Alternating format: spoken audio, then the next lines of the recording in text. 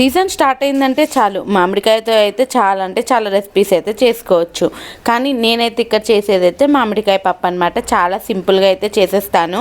ముందుగా అయితే ఇది మేము ఊరు నుంచి తీసుకొచ్చిన కందిపప్పు కాబట్టి ఫస్ట్ అయితే ఒక 70% దాకా ఉడికించుకుంటాను. ఆ తర్వాత అయితే మామిడికాయనైతే ఇలా మంచిగా ముక్కలుగా అయితే కట్ చేసేస్తాను. మామిడికాయ చాలా తొందరగా ఉడికిపోతుంది.